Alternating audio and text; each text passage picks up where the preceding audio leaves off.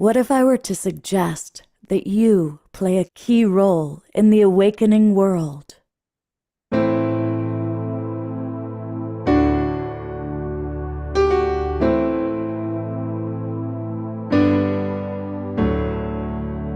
that you are watching this because you have heard the call.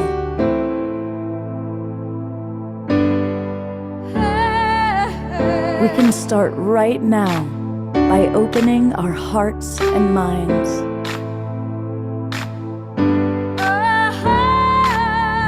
Welcome to the awakening world.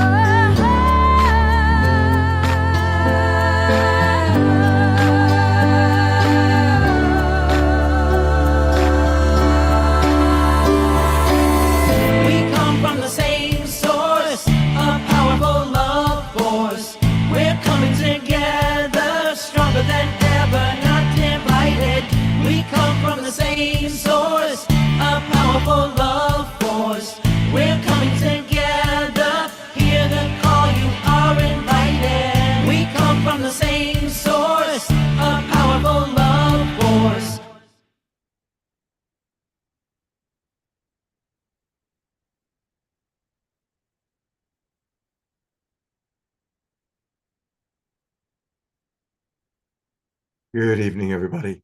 Thank you so much for being with us tonight. I'm Love Coach Scott Katamas. This is the Wednesday night, May 8th edition of The Awakening World. And it's going to be a really beautiful show tonight because we're going to go deep into our hearts. We're going to have a quality conversation talking about some of the challenges that we face in life. And so it's wonderful to have each and every one of you with us. And because it's such an important topic, I'm really grateful that someone I have so much love and respect for decided to join us as my co-host, as my colleague, as my co-dialogue partner. And of course, I'm talking about Eden Amadora. So Eden, thank you so much for being with us tonight. It's so good to be here with everyone. Thank you, Scott. Yeah. And we are the Three Musketeers, and the third musketeer, of course, is our beloved Omashar. And yes, all for one and one for all. And it is a joy to be here tonight. And this topic is particularly dear to my heart in that I've had to navigate a couple of situations in my life, which I can say I did brilliantly, but not to start with. And but in retrospect. And so thank you for bringing this topic. And I know that it's been brought up by a certain situation. However, the topic is that which creates war in the world, in the hearts of the people who don't yet realize that there's only one of us here talking to each other. So with that, I shall. Well, not for long, because in a moment we're going to go to you for an opening song. But for those who don't know, the topic tonight is, the Buddha used to say, always take the middle path, meaning finding that balance in between the two polarities, the two poles. And my mentor, Marshall Rosenberg, always used to quote Rumi. In fact, this quote I'm about to give, was on the cover of Marshall's book, Nonviolent Communication. And the quote is, "Beyond the castle walls of right and wrong, there is a field of compassion. I shall like to meet you there." And that's really what tonight is all about. Let's all meet in that field of compassion outside the walls of right and wrong. Eden, anything you'd like to add as an opening, your thought about tonight? I was aware of the opening song, and we all come from the same source, a powerful love force. We stand together, united, not divided. And it's kind of like Omashar already seeded into our conversation. When we recognize there are no others, when we really get that we're all awakening together in each other's mirror, we can be a lot kinder, a lot more compassionate. So I'm looking forward to diving deeper into this conversation around the heart and compassion tonight with everyone. And I Beautiful. also really want to hear from everyone here too. That's what's exciting about this more intimate call for me. It's the participation and your stories and your love and your questions. That feels like a big part of tonight's call. Yeah. Yes. So please, everybody, fill up the chat box. Eden and I and Almashar, all three of us will keep an eye on what's going on in the chat box, and do our best to bring forward comments, questions, and include all of you. And with that, let's get the show going the way that we love to start our shows, with an Almashar song.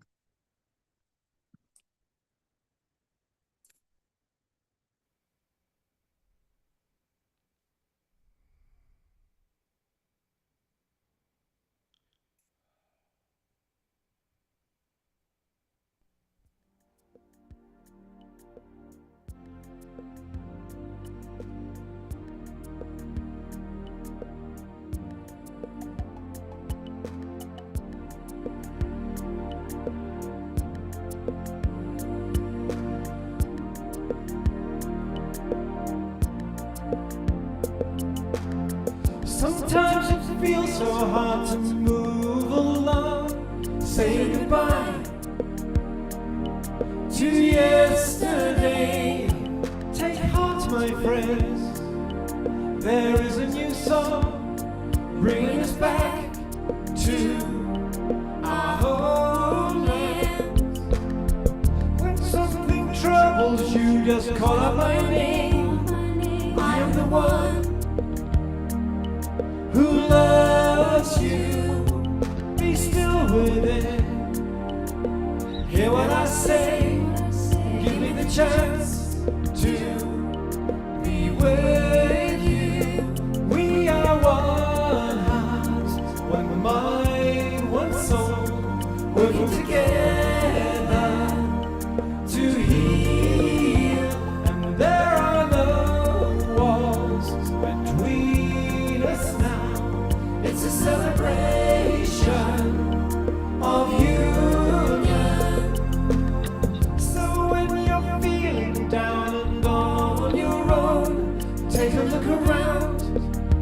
I am in everything. Give me your burden, walk into my arms.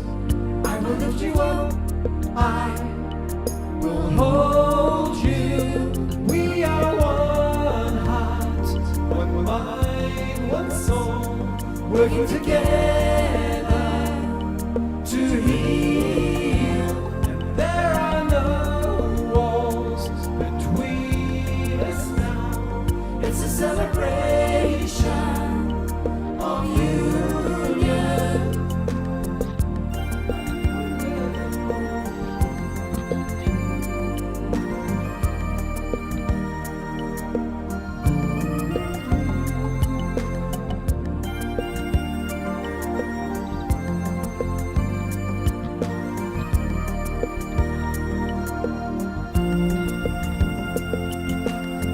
We are the ones who hear the new voice calling us home to freedom. Fear not, my friends, this is a new place full of new joy and happiness. Yes, we are one heart, one mind, one soul, working together to heal.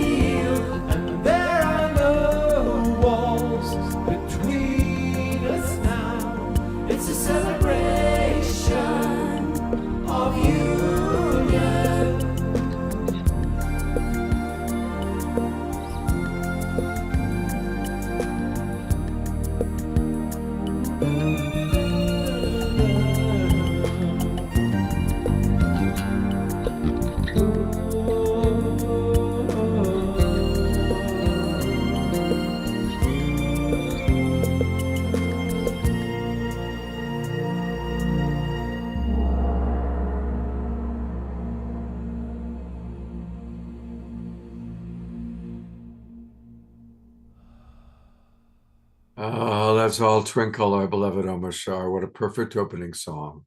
Absolutely perfect. Thank you, Omar Shah. Pleasure. I'm going to bring Eden up here. Here we go. Here's me, and here's Eden.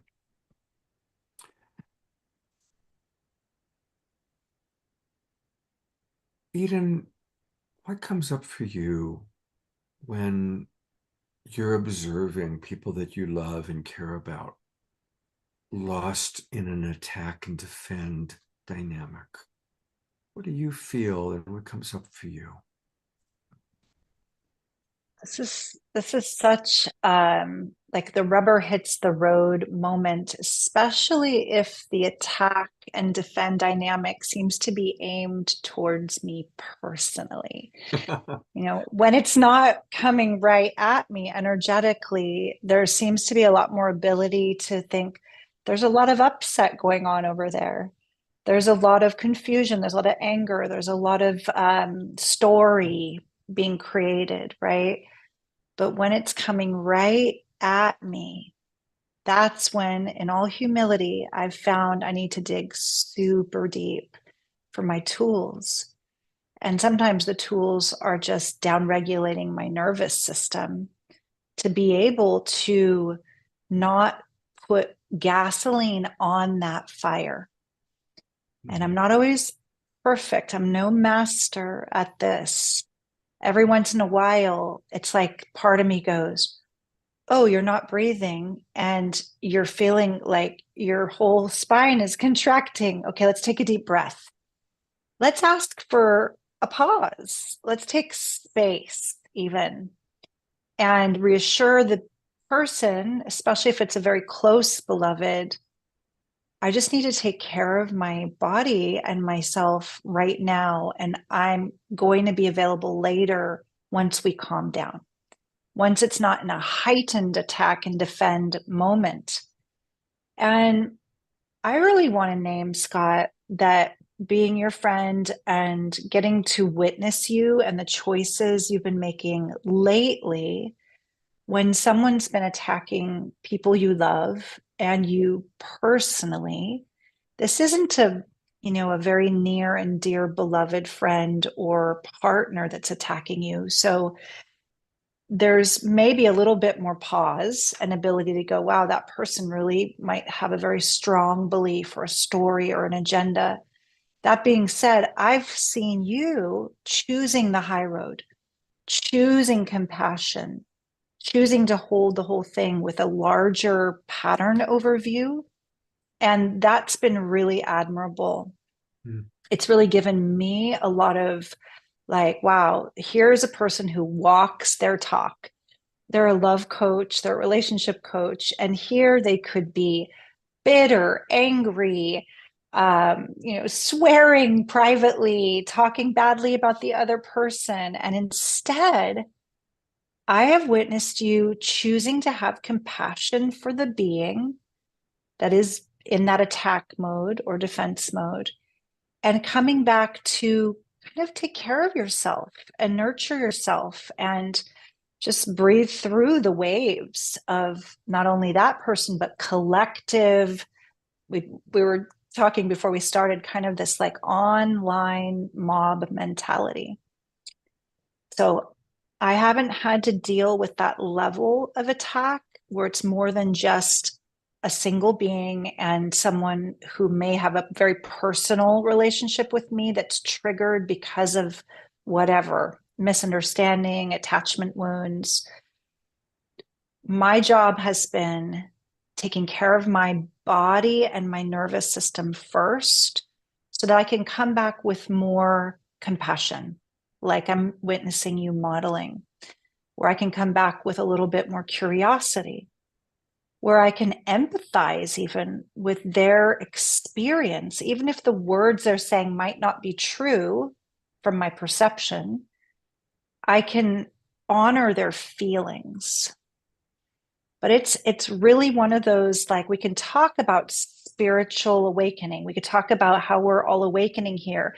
This is where the rubber hits the road around our tools, where we're going to really see how much resourcefulness we have when there's that attack energy that feels unsafe. Because of course our bodies, our egos, they're not all bad. Their job is to keep the body alive, right? It's like the driver and the body, but the heart is really the greater determiner. But that ego will sure go into fight and flight pretty quick when we don't feel safe, when there's a lot of rage or danger in some way. It's very, very challenging for most humans not to have that knee-jerk reaction of defense. Mm. You know, that knee-jerk reaction is biological. And I talk about this sometimes a lot in my coaching, but it's really worth reminding people. When all of us were conceived, in the first 24 hours after conception, the very first thing formed biologically is what becomes our reptile brain, the part of the back part of our brain, which is what is known as the reptile brain. And that part of us, the oldest part of us, has only one function, and that's to survive. We are built as human beings, as the animal bodies that we're in, we are built with the mechanism to survive. And so then we grow up, and what happens is the reptile brain is what's first formed, then the spinal column comes around that, and the body is built. Okay, here we are all now as adults, and we still have this reptile brain, and its job is whenever we perceive the possibility of attack. This is really interesting, not attack itself, the possibility of attack. The reptile brain sends a synapse through our being, and we choose fight, flight, freeze, or fawn. And it's biological. So when we perceive that possibility of attack, we choose whatever we unconsciously think is our best means of defense, whether it's fighting back or running away. Now, in today's world, we don't necessarily physically have to run away from an animal trying to eat us. So usually flight is disassociation. We disassociate. If it's heavy-duty flight, we disassociate through drugs, alcohol, too much time on the computer. There's a lot of distractions to help us with disassociation, but it's biological. Now that's where we've all, as the human species, have been living for so long, Eden. But what's beautiful is biologists are proving that as we go further along, as we evolve, more and more our frontal and temporal lobe is running the show. And I always love to tell the story, and I know you've heard me share it before, about the Dalai Lama, who allowed brain researchers to hook up electrodes to his brain and monitor his brain function. And they did testing for about an hour and a half, about 90 minutes. What they found was that at all times, no matter what stimulus they were giving him, he wasn't reacting from reptile brain. He was only reacting from up here. And towards the end, they really tested him. The lead researcher really had some chutzpah. He showed the Dalai Lama photographs of Chinese soldiers burning down a Tibetan temple. How do you feel? And meanwhile, they're tracking the synapses. Synapses are still firing up here. But the Dalai Lama, as he looked at these photographs, he wept. He wasn't stuffing his feelings even. He wept. But still, the synapses are firing up here. Then finally, the lead researcher says, I want to know, come on, how do you really feel when you know that the Chinese are raping Tibetan women, perhaps even murdering your people? How do you feel? What goes on for you? The Dalai Lama got silent, slowed down, but still up here and back here. And finally he said, it reminds me that I must pray equally for the Chinese as I do for my Tibetan people. I've told that story 100 times and I still get tears because that is the movement of our species. That is our opportunity. And so when that attack is happening, when it's your teenage son or your mother-in-law or your spouse or your ex-spouse or your boss, and they are coming at you and it hurts, we have to notice our reptile brain reaction, but not allow ourselves to get abducted by our reptile brain. And like you said, breathe before we respond, breathe. Come back to what the twin rays say, 12, they call it 12 o'clock. Come back to center. Come back to the frontal lobe and respond instead of react. Pray for the person that's hurting you.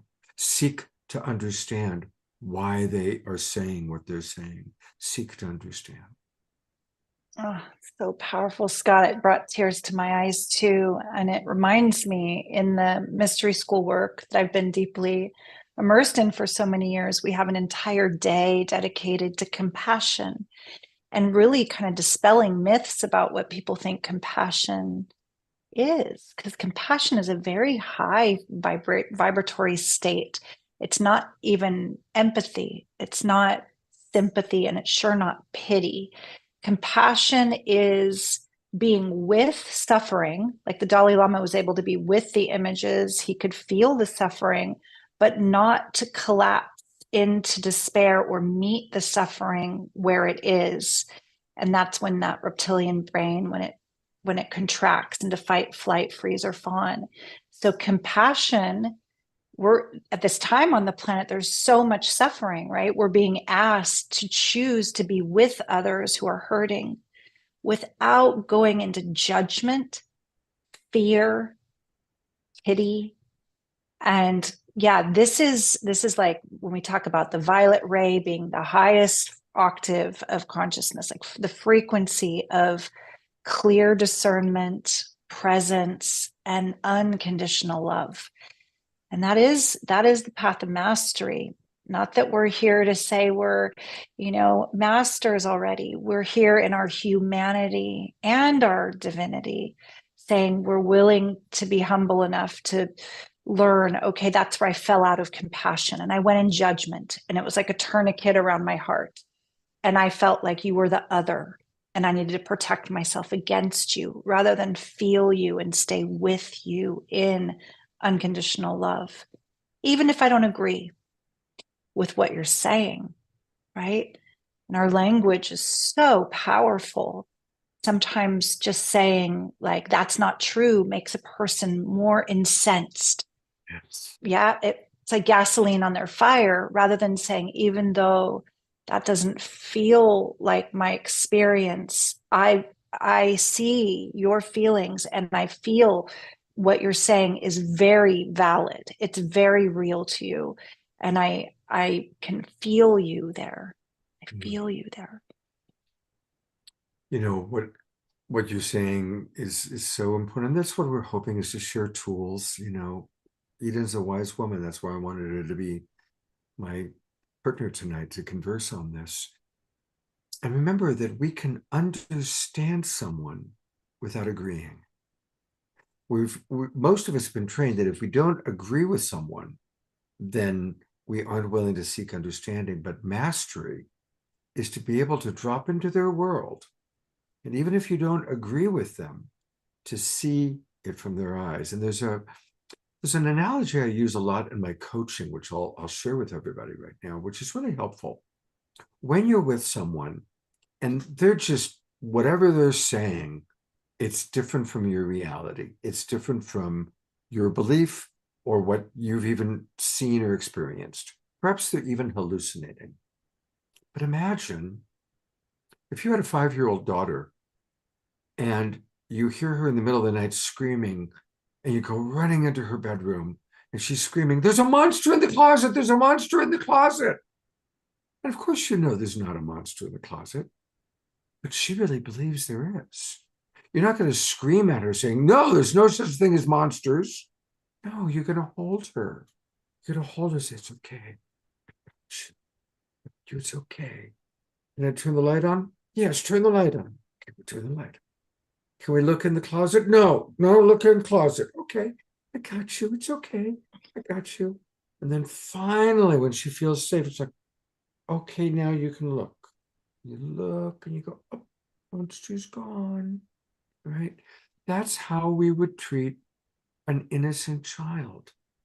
But you know what? When we're triggered, no matter whether you're 5 or 50, you are still in that same fear. You're in that hallucination. There's a monster in your closet. And we have to have compassion and not, like she said, not deny the reality. You don't have to agree there's a monster in the closet, but you can understand she's scared. She needs safety. She needs safety. And so we provide safety. We understand, what are they feeling? What are they needing? She's scared. She needs safety. He's frustrated. He needs to be understood. He's angry. He needs respect. This is the genius of Marshall Rosenberg, bringing it down to feelings and needs.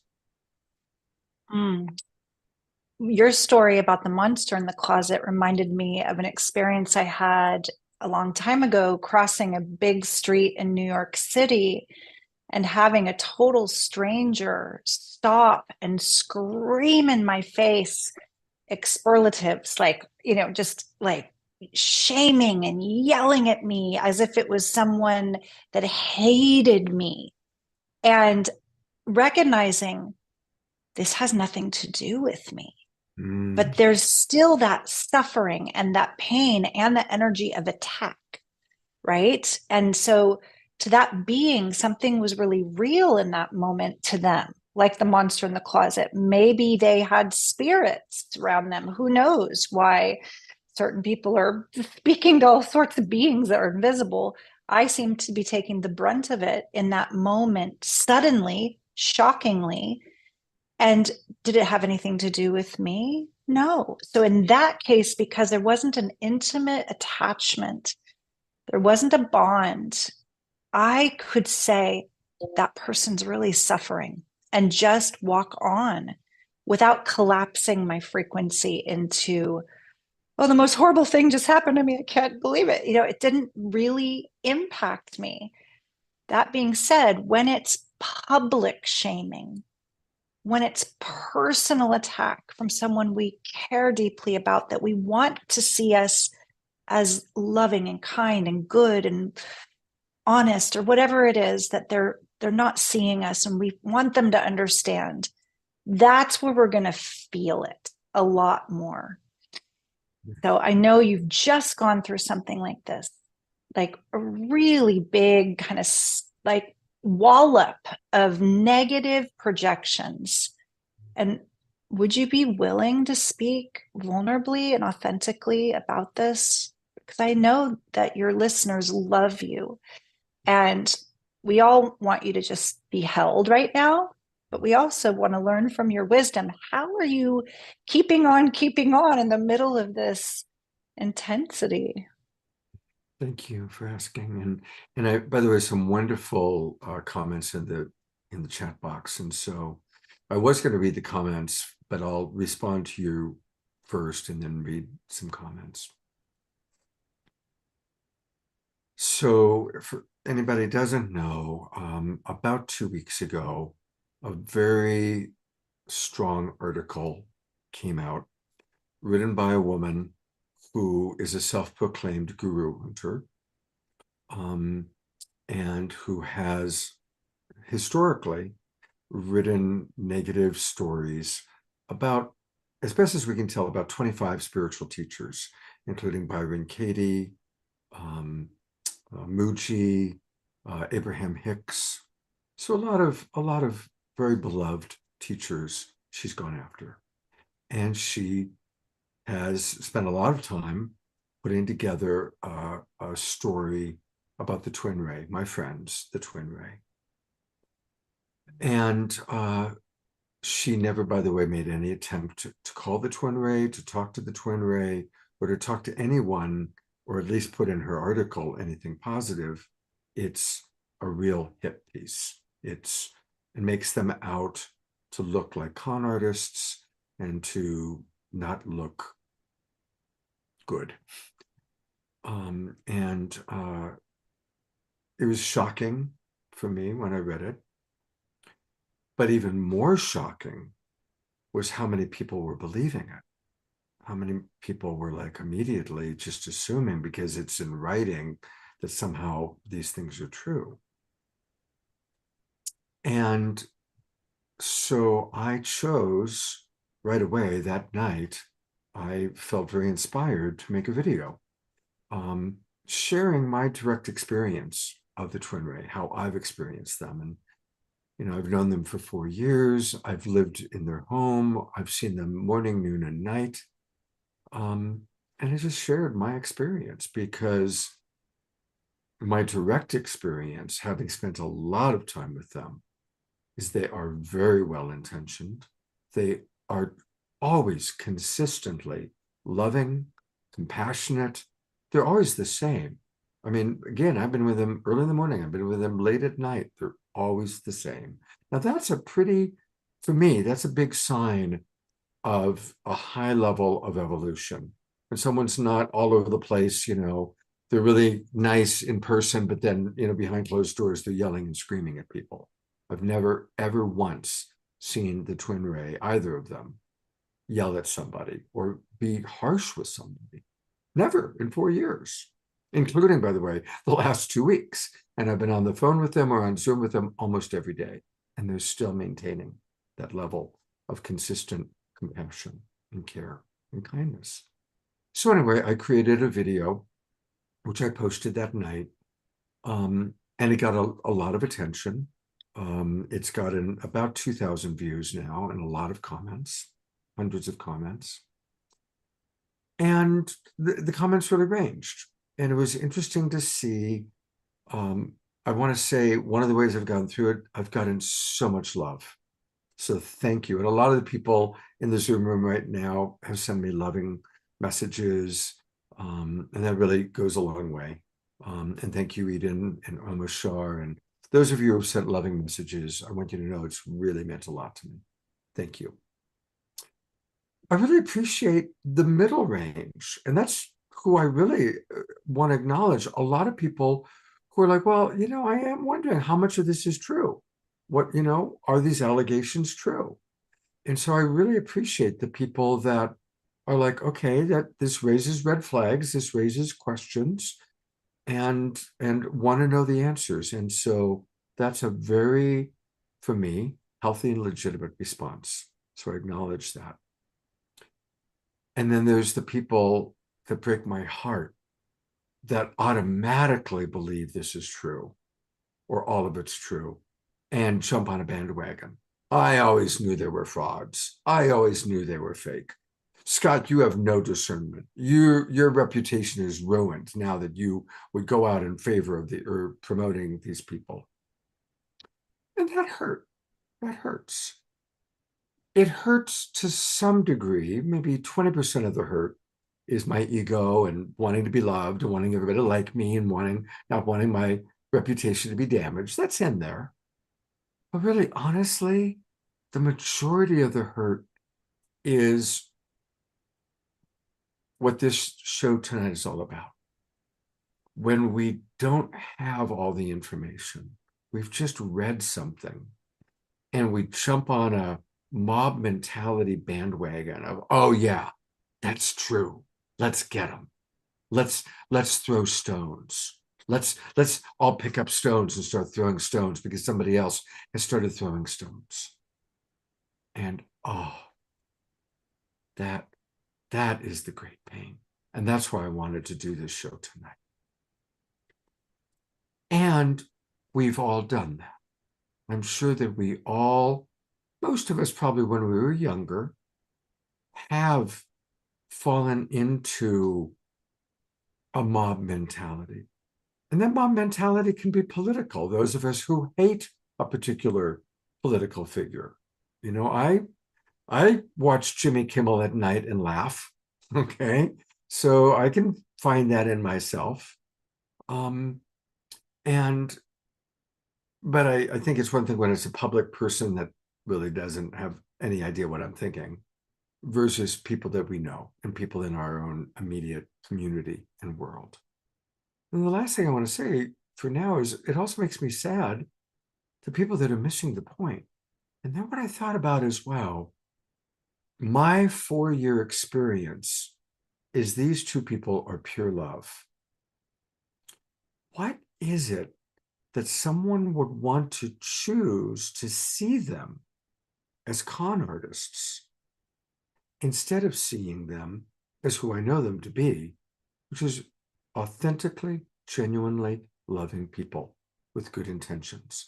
And of course, they've made mistakes because they're human. They are human. And they're reviewing the mistakes that they've made. And they're going to publish their own, they're working on their own response, which will include ownership of mistakes that they've made and also clarification of the things in the article that were absolute fabrications and in some cases, untruths. Mm.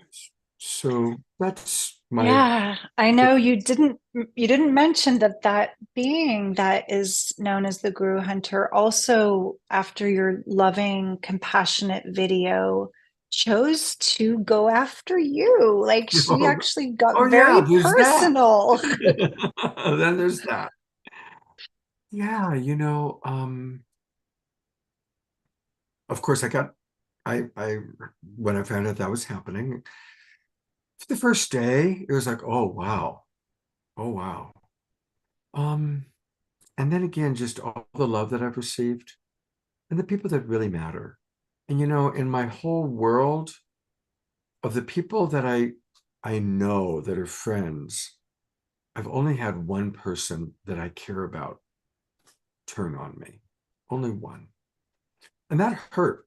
And that's been a big one. It's like, oh, really? Really? After 30 years of knowing each other, really? But all of you have been we love you, Scott. It's all good. We love you. And so the quality, you find out who your friends are in a crisis. You find out who shows up. And I've gotten so much love and support. And so I'm okay. I'm okay. I really am. Mm.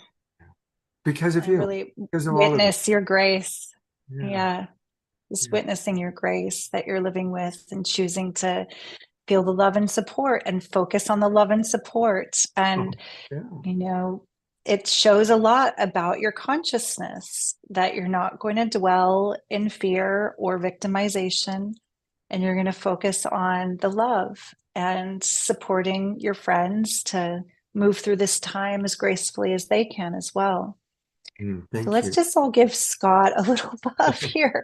He's like we love you, Scott. Oh, Thank I'll you go to for gallery. just showing, Thank you, everybody. Oh, giving thank you. you Everybody. beams. Yeah. Thank you. Mm.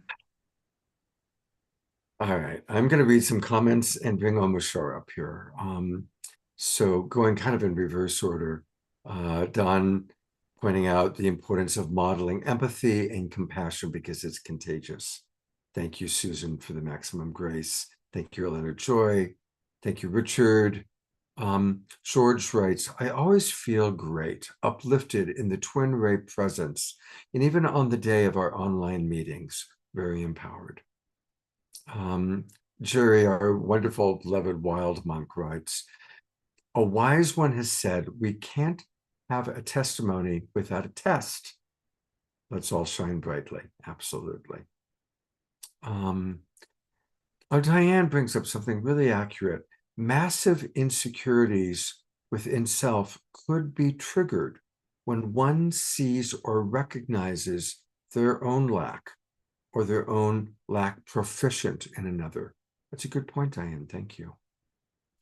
Pat writes, let the judges go down their own road, sending them love. Absolutely, Pat. Amen. That is I resonate strongly with that. Yes. Let them go down their road and we bless them on the way. We don't curse them on the way down the road. earlier today, somebody sent me a beautiful poem of support. And one of the lines that stuck out is, be in the goodness while being discerning. So yeah, let them go down the road and we bless them on their way. Thank you, Susan S.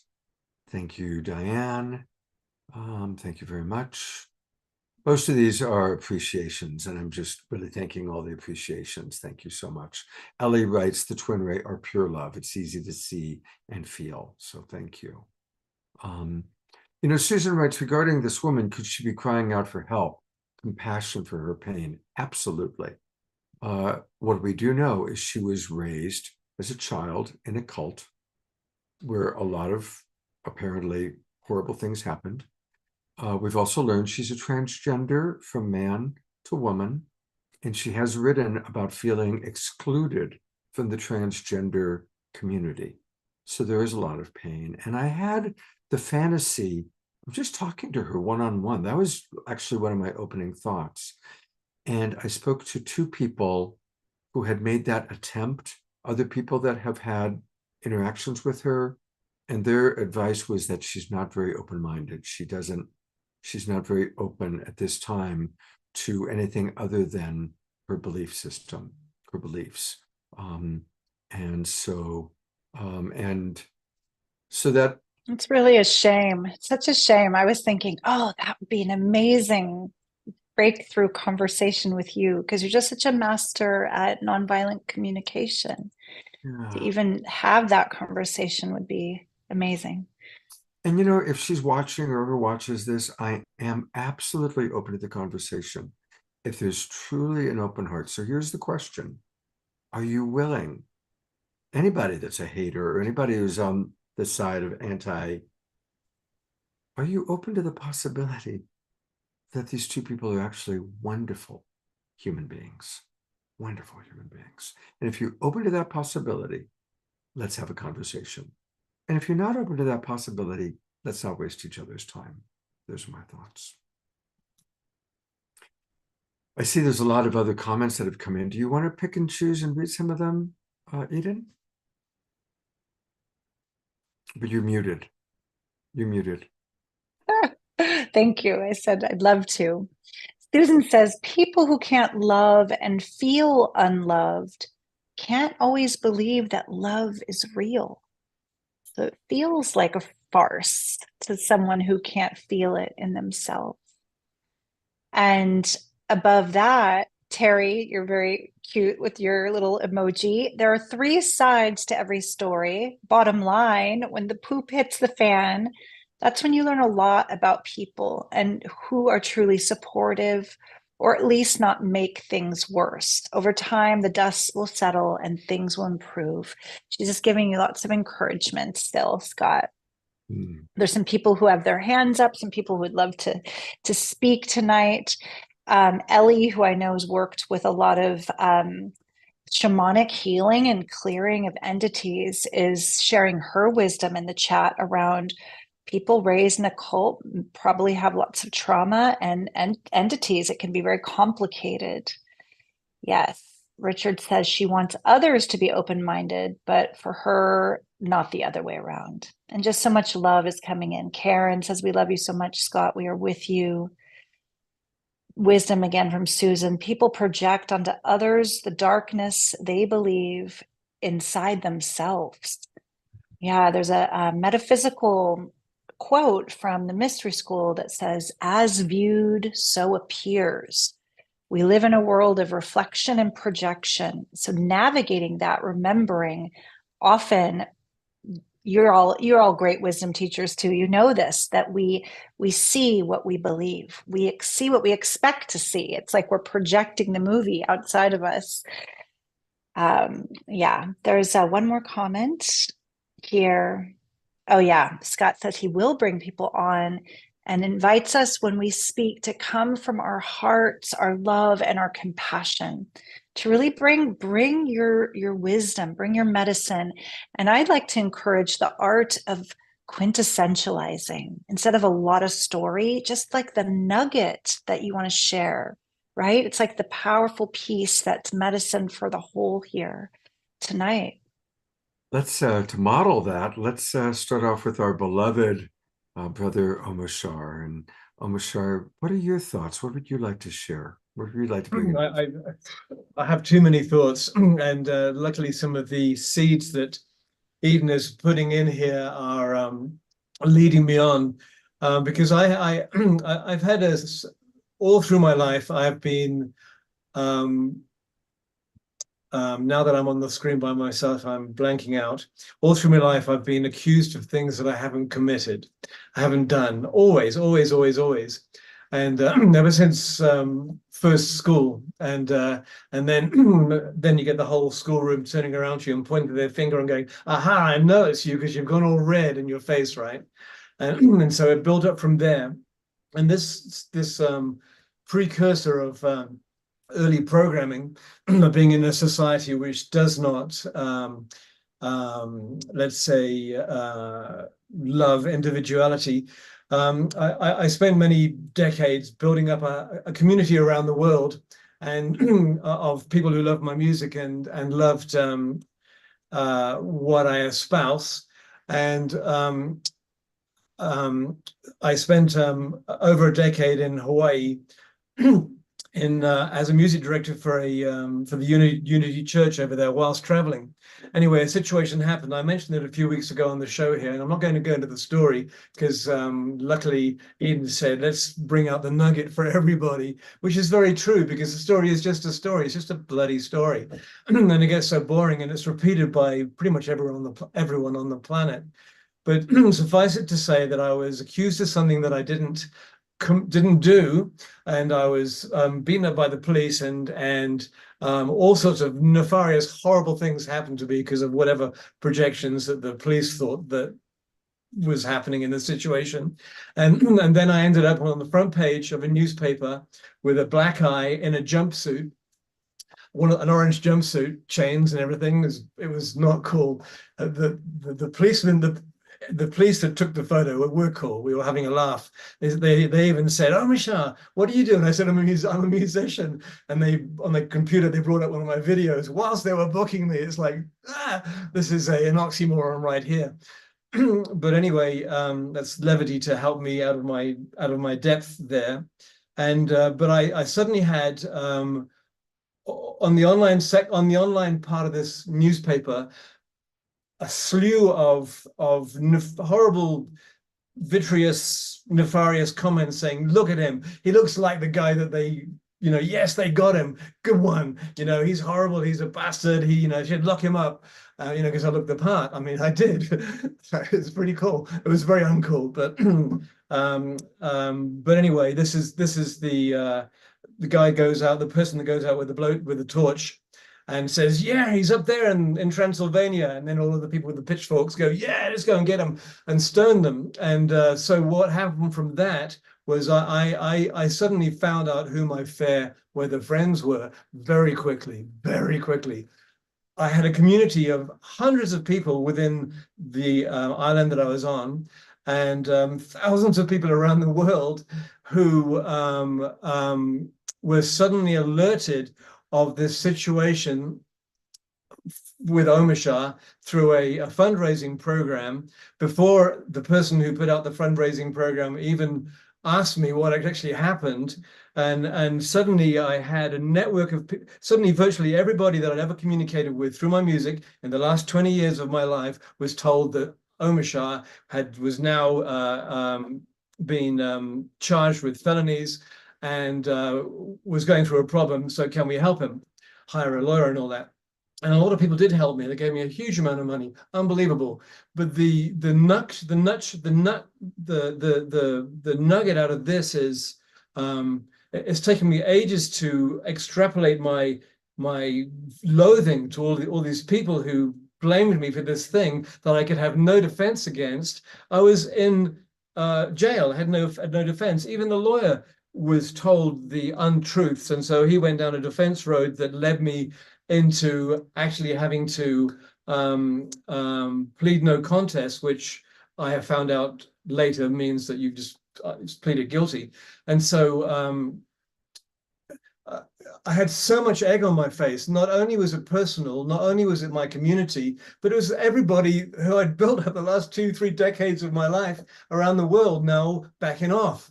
How many of those were fair weather friends? Were hundreds, hundreds. Holy crap. And then, but the nux of this is, for me, I'm an ascending being, resurrecting my thought forms and everything as we walk along. And I know that I have to forgive every single person in this act of this story that I was a part of. And how do I, what part in me even cares that I have egg on my face? Who gives a SH1T? Who cares? Because I know the truth of my being. I know the truth of my awakening. I know why we're all gathered here on the show together, because we're awakening together and we're sharing tools, and hopefully not too much story. So Scott or somebody come on and guide me a bit here. And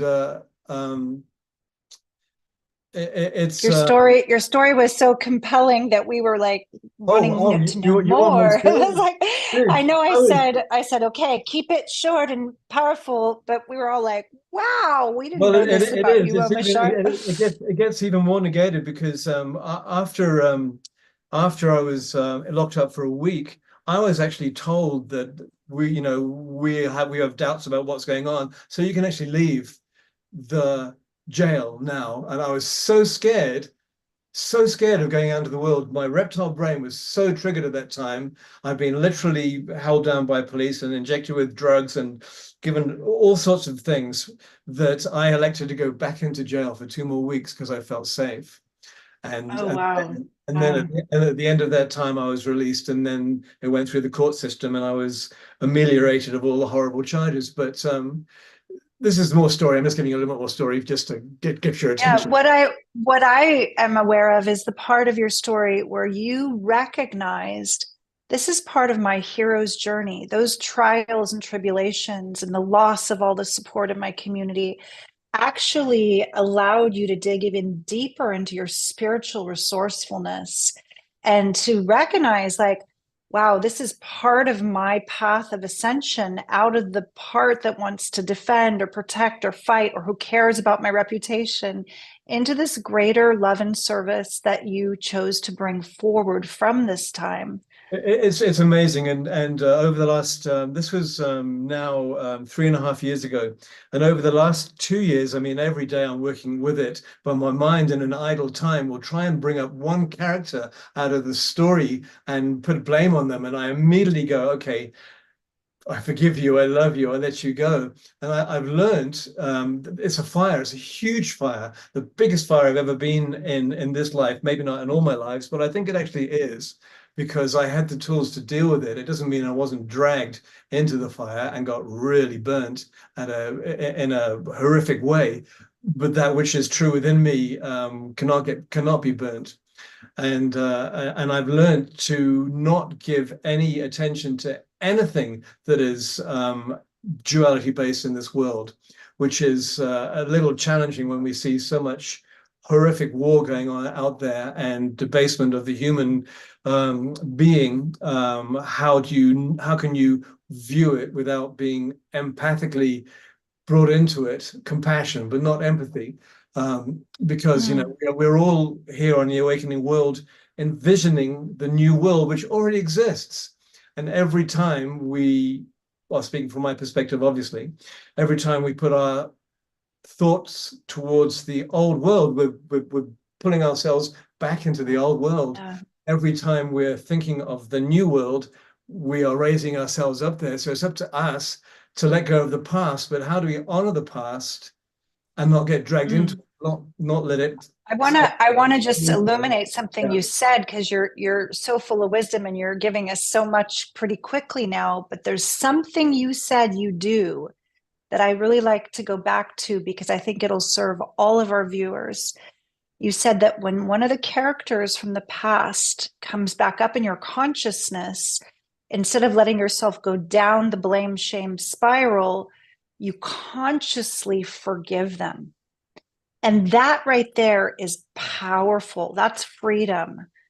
that choice right there to choose forgiveness instead of contract and hate or blame or feel victimized again, that is a path of mastery. So I just want to recognize that practice that you've been doing and amplify that as a possibility for all of us. That's right. That's powerful. Yes, and Richard, yes, I hear about cutting cords, but it's almost even more than that, in that I am choosing to see the enlightened part of this person who I'm blaming. And also one last thing I'll say here is that the monkey mind, the ego mind, does not want to give up its seat and the seat that it thought that it had. And so they'll use one person and I'll forgive that person, then another week will go by, and then someone else will come up. And if that doesn't catch my attention, they'll bring a child into my attention who I have more compassion and empathy for and say, blame that person. And so it's a constant weeding. Well, thank you for the deep work. It's an amazing story. Scott, I have this quote that at some point tonight I'd love to read because it's so powerful. It has to do with what Omashar just shared and what you and the Twin Ray are going through. Are you open to it now? Yeah, perfect timing. Okay. All right. This is by Jean Houston. And I just invite you to take it in. You can even close your eyes, put a hand on your heart. This is where we expand out of the duality pair of trust and betrayal. The key to unifying the duality of trust and betrayal, and thus redeeming all of our betrayals, like Omashar's doing, is forgiveness. Anyone can forgive a petty matter. But if you've been involved in a situation of deep trusting, of mutual flowing into one another, of rich coherence, in which you've shared your soul, and then you've been betrayed, forgiveness takes on a momentous evolutionary potency.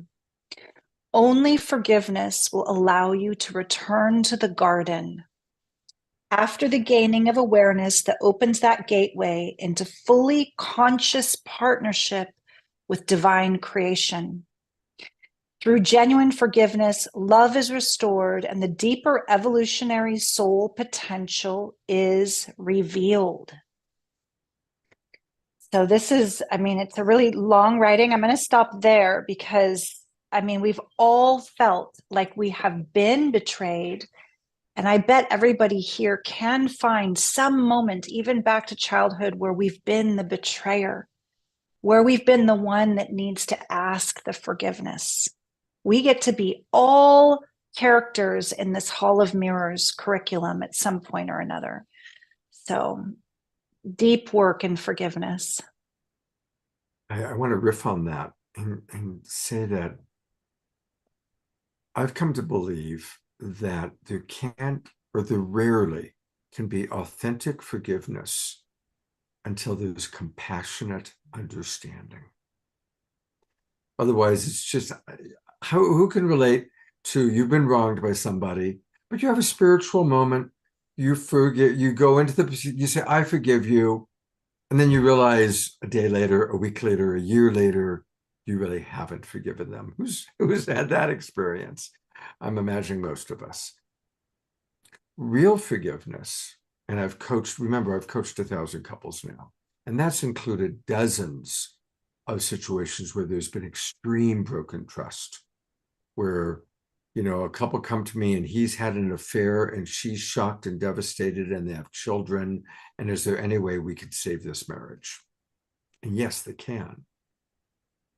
He has to understand her horror. He has to understand and feel her shock, her horror, her broken trust, not for the purpose of a guilt trip, but for the purpose of her being understood at the deepest level possible. And she needs to understand why he did it. Not to condone it, but to understand it. And when I've been able to successfully help a couple really drop into profound understanding, Dalai Lama level of understanding, that's when the healing takes place. And some couples have grown even closer, even after Mm, such a big hurt. So wow. forgiveness has to be preceded by mutual understanding. The other thing, too, that's a danger with forgiveness is it can fall into right wrong. You hurt me, you betrayed me, therefore let me see what I need to forgive you. And it can create that. And instead, it's like ideally meeting as two beings, again, meeting in that field outside the castle walls of right and wrong, and compassionate understanding of understanding the very real hurt, the very real Mm, consequence of the choice made. yeah. And In one, this case, yeah, you're pointing to what it takes to restore intimacy, right? For people to stay connected, to stay in that closeness of the heart together, to return to that. And you're just such a gift to these couples that you're bridging so that they can return to the open heart.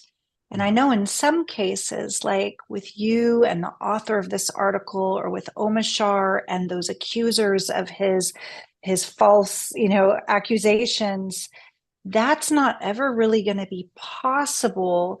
That being said, there's still a level of releasing the apparent perpetrator, releasing the need to be seen as innocent or right or good by that being, and letting them go, right? So part of you eventually might forgive that being, even if there's not mutual deep understanding.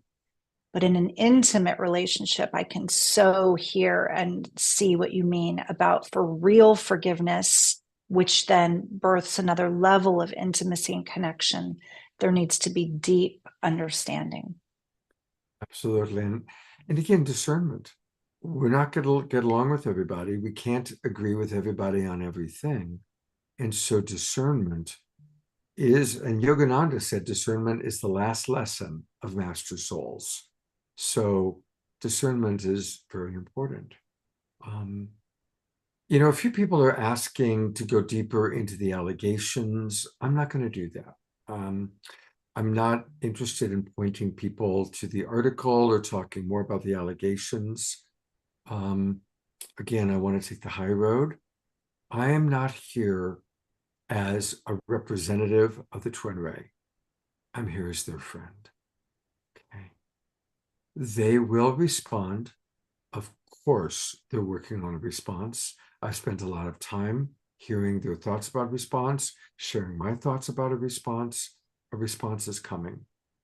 And what they've wisely chosen to do is not react and engage in a back and forth with a woman who's not a genuine journalist, but who's a guru hunter.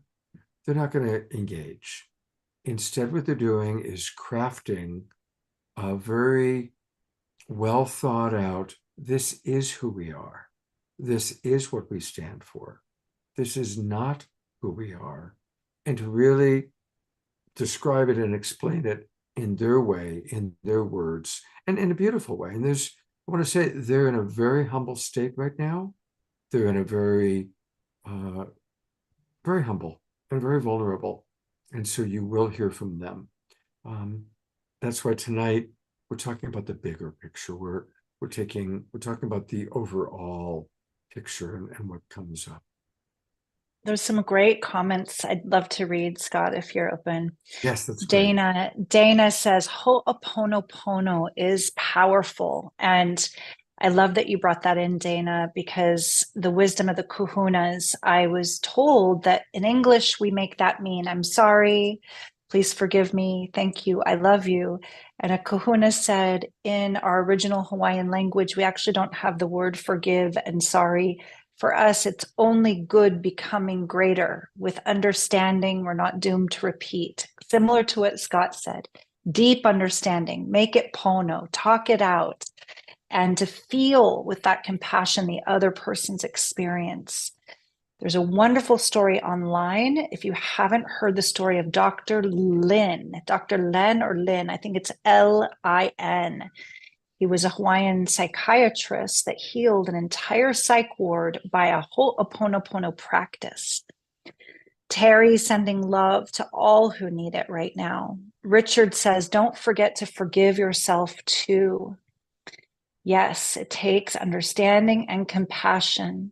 Grace says, I'd love more discussion about living with an open heart and also discernment and boundaries. So important in healthy relationships, right? So important. So yeah, there's people that still want to know more about the story. Others that say, I have no interest in delving into the negativity. Yes, Ho'oponopono means to make right more right. Yes, that's powerful to actually recognize that there's only good becoming greater or right becoming more right when we see, oh, we can learn from this. Oh, we can grow closer now together when we understand better what happened. Yeah. There's a wonderful story that Michael Beckwith tells about a tribe in Africa. And after I tell the story, we're going to go to an Omoshar song because it's about time for that.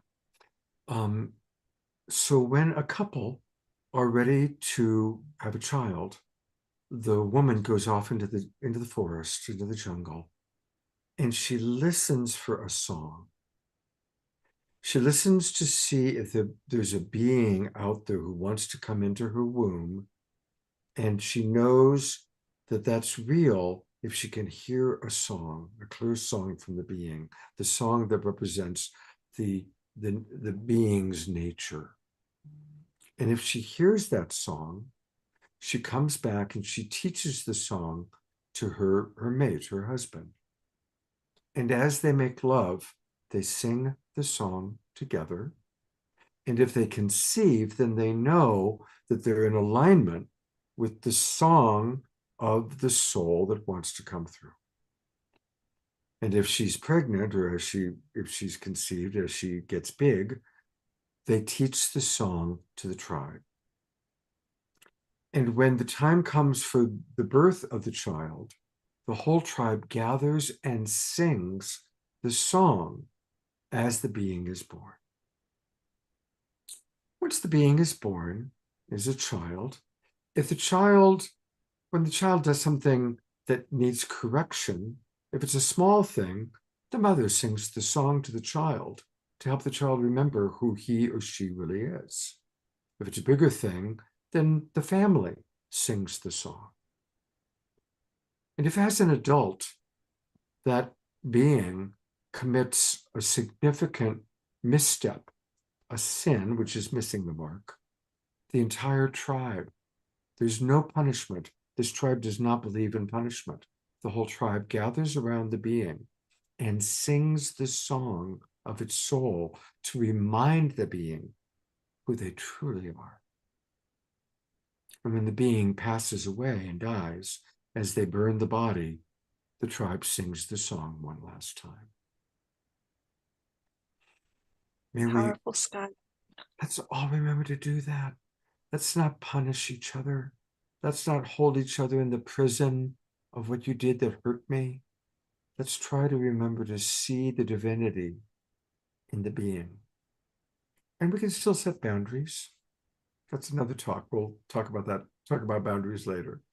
But any last thoughts before we go to Omoshar for his song? My heart just feels like just receiving your transmission. It's so beautiful. I know this story has come through Michael Beckwith, but it's coming through you in such an elegant way tonight. And Thank you. I think it brought tears to our eyes. Thank you so much for that reminder to sing each other's soul songs and see each other as souls. Thank you, Eden. Let's go to Omoshar.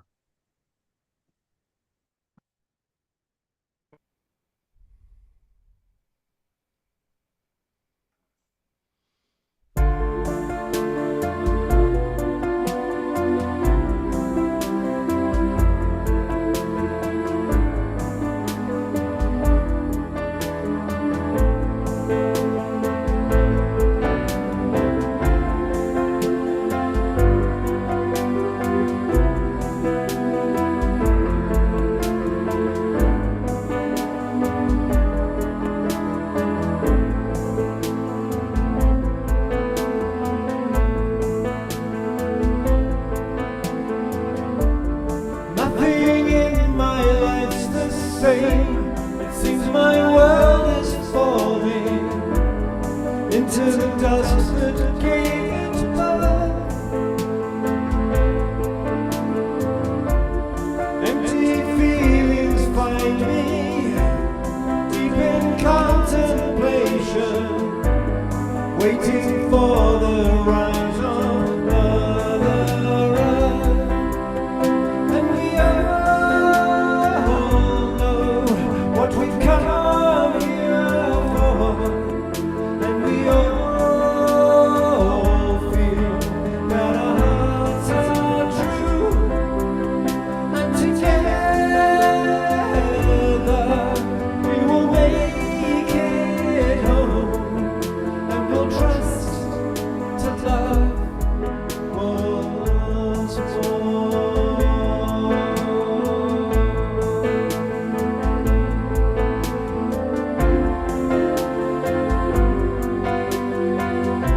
La, la, la, la, la, la.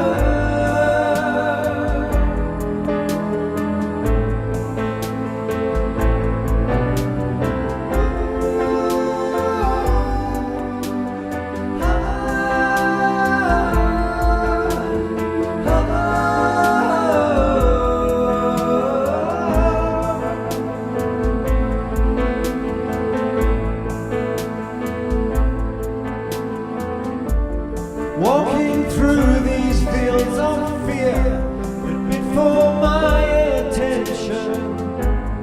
I don't live here anymore. I surrender to the flow that gives me new direction.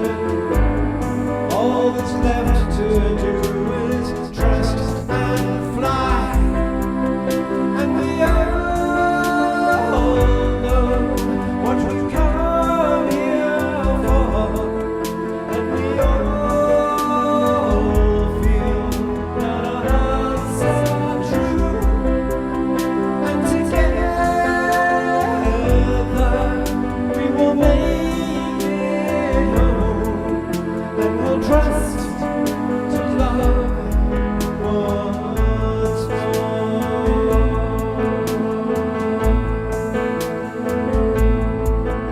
Y sabemos a lo que vinimos, es sincero nuestro corazón. Lograremos ir a casa juntos, confiando otra vez en el amor.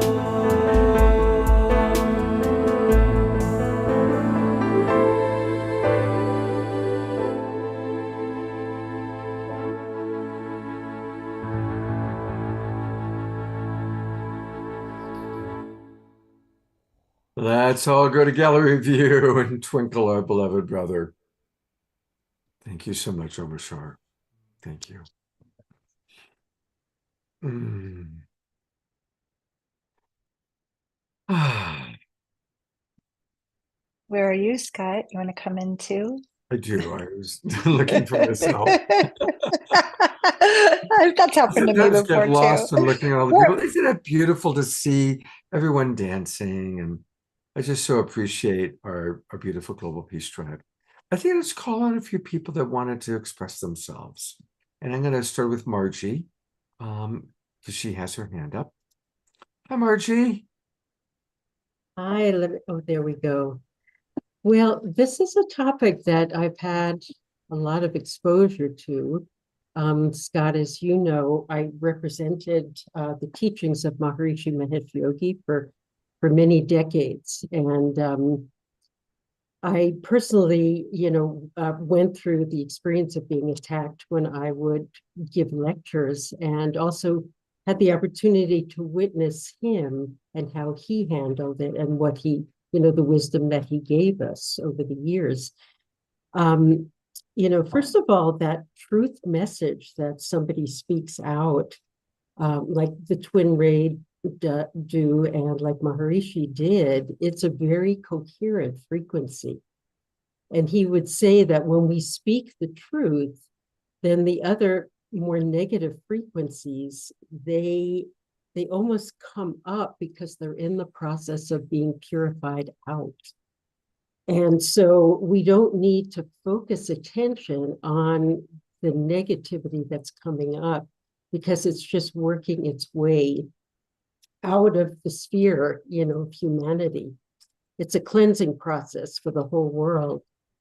There were times when, it was in the mid-70s, I was only about 21, and I would give lectures on TM in different libraries. And at that time, there was a big movement with the Christian fundamentalists and extremists to attack meditation groups.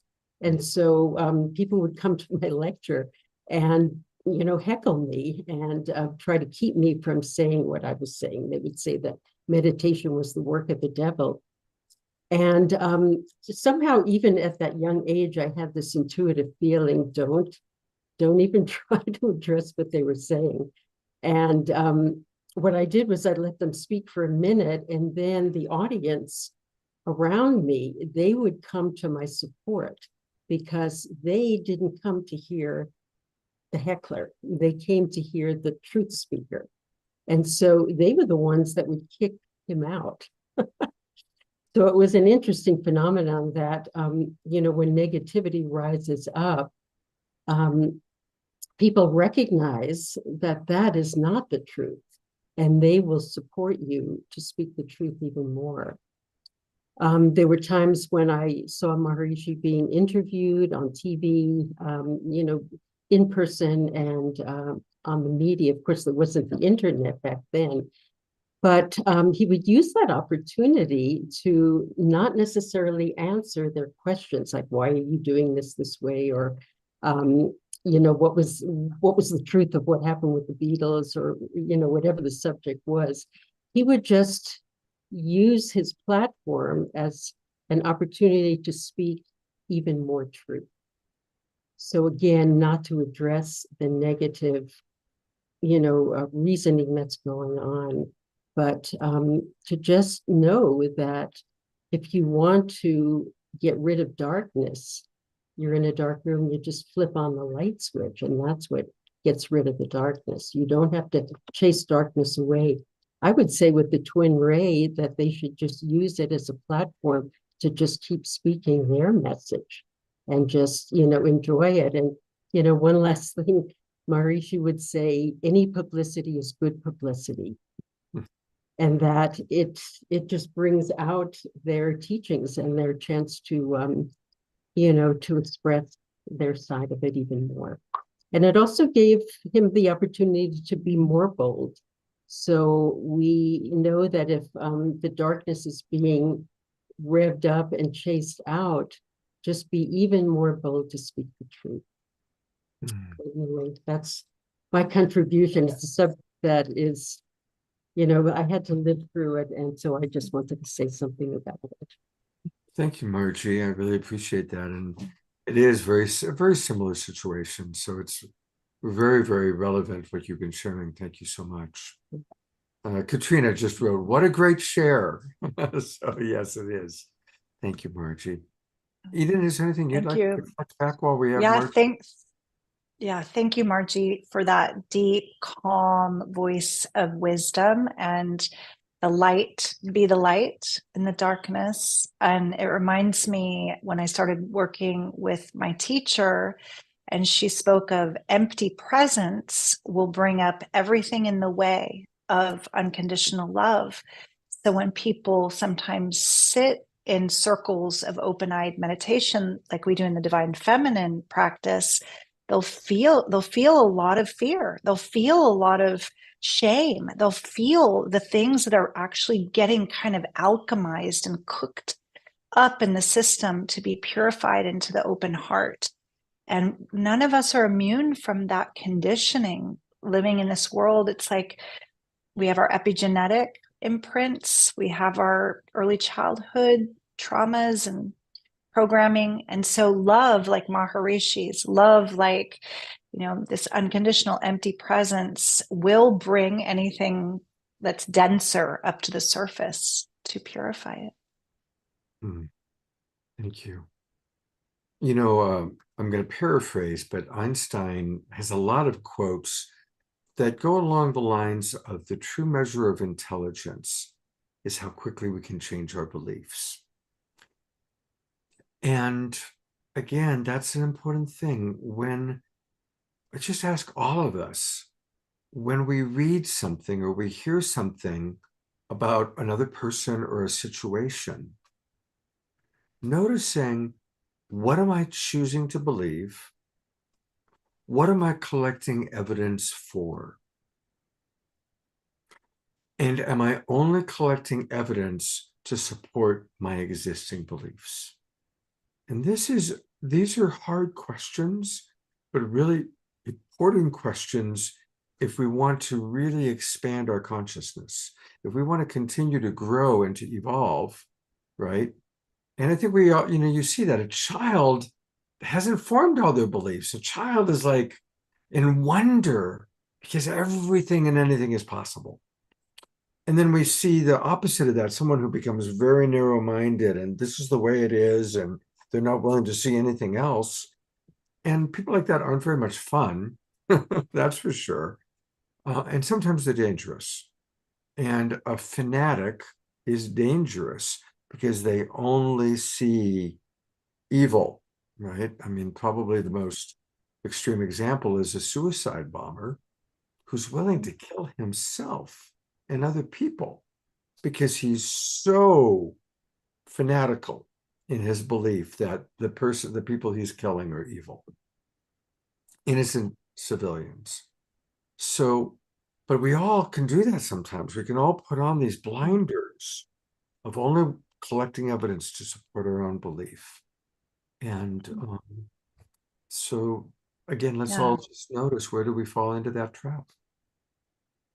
What I'm also aware of is how much certain people benefit from polarity consciousness, from creating division. Certain groups, certain people actually consciously create like very kind of extreme conversations of division for profit, for a reason, politically.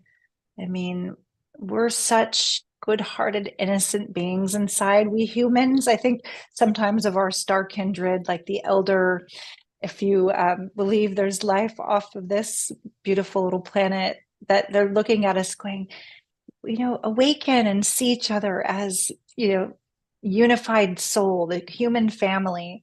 But we're still caught very quickly in those polarizations, whether it was the pandemic, COVID, mask, not mask, vax, not vax. Then there's big issues that, families and good friends feel so polarized around that you're starting to wonder, like, is this part of a greater, almost like alchemical crucible that I talked to you about, this principle that's necessary when the lead gets turned into gold. It's called solve e coagula. And it's where there's first this kind of separation of a form so that it can reform at a higher, more beautiful crystalline octave of consciousness. This is the inner alchemy that we're going through in our awakening world. And the key, the healing balm is, even while things seem to be falling apart or separating and we're losing friends, or our family won't invite us over for Thanksgiving or whatever it is, that we can stay in compassion and witness and watch as things change again and come back together again. Hopefully in different formations, sometimes different communities, sometimes different beloveds, sometimes, but we keep our hearts open for that reformation. So we have some great shares. I don't know if you're noticing all the good shares popping in. I'll share Katrina's, and then maybe you can share Dina and Grace's.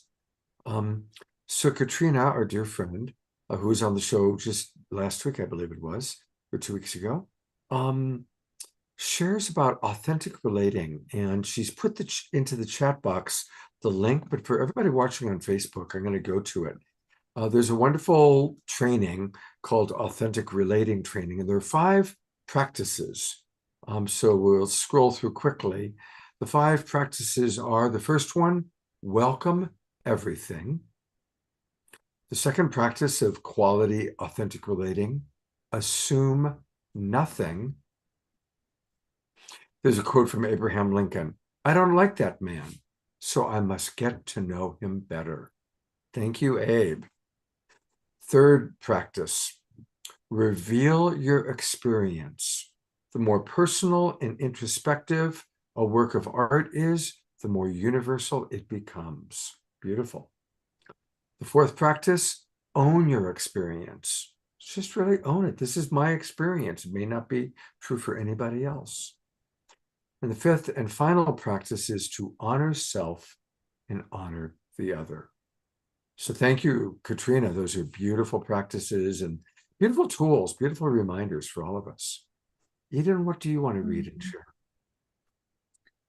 Yes, Carol's very wise brief share, conditional versus unconditional, right? We're living in a conditional world, but we can bring more unconditional love to it.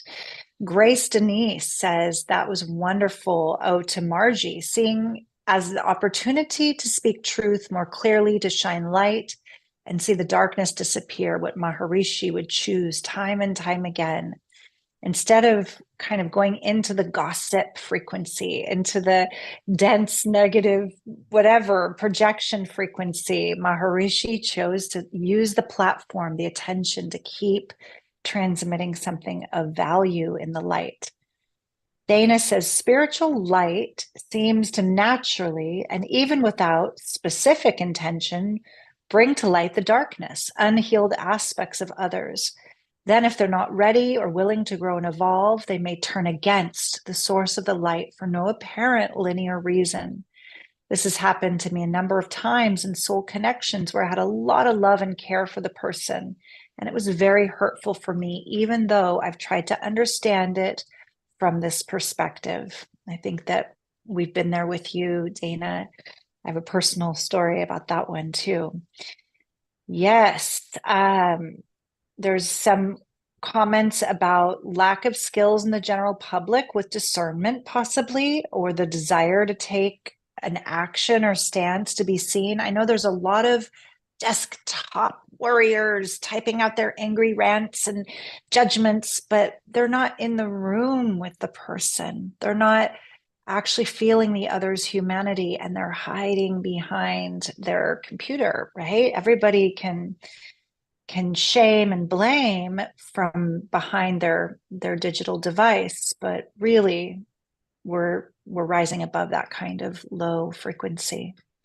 Susan says, inclusion and exclusion are so important.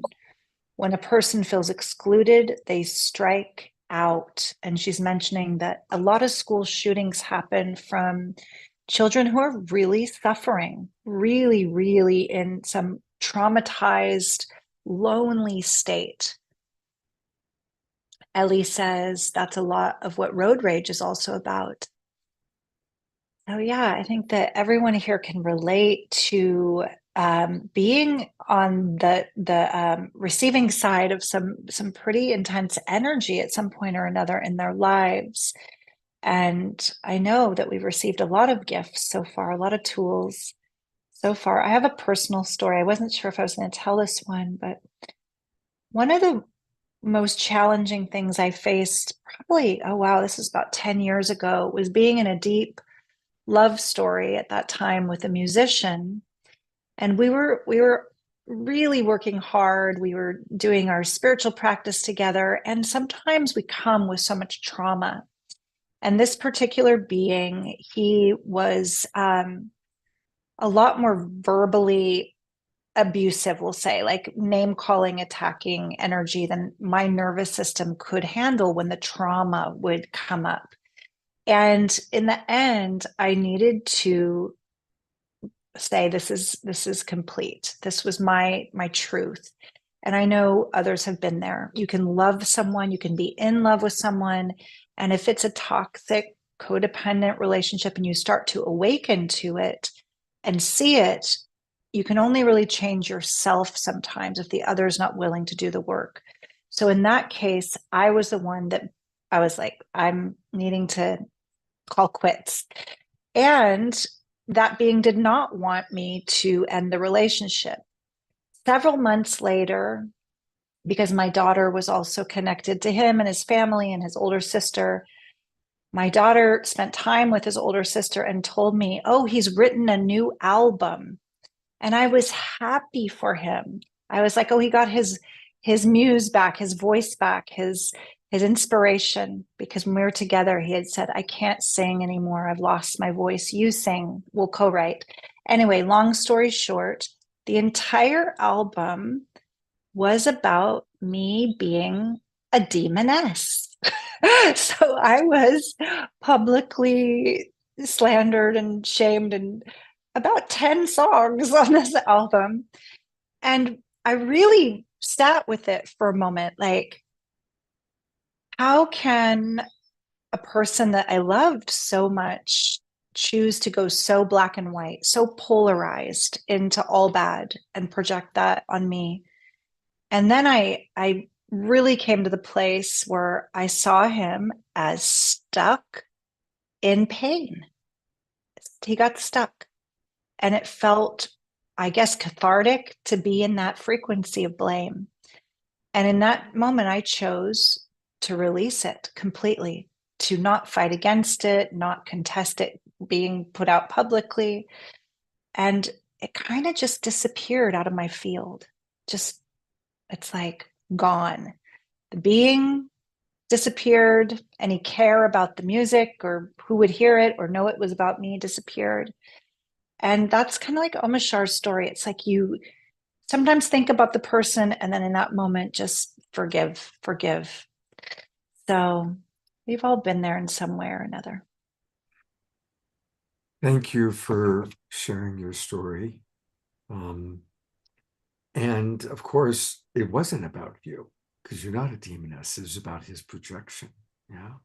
And as you were telling the story, it reminded me of something I'd like to share. One of my favorite teachings from my mentor, Marshall Rosenberg, the founder of Nonviolent Communication. And Marshall said, if you really want to create peace in the world, we are the Global Peace Tribe. So I believe that everyone watching is someone who wants to create peace in the world. Start with our own relationships and make a commitment to never make an enemy image out of another human being. And I'm going to go a little bit into the teaching of this. It'll take 2 or 3 minutes, maybe. You know, when soldiers are training, getting ready to go to war, one of the first things that is done is to dehumanize the enemy. You know, my grandfather, when he fought in World War II, he wasn't trained to kill Hans, Jürgen, or Peter. He was trained to kill the evil Nazis. Or if he had been sent to Japan, it would have been the dirty Japs.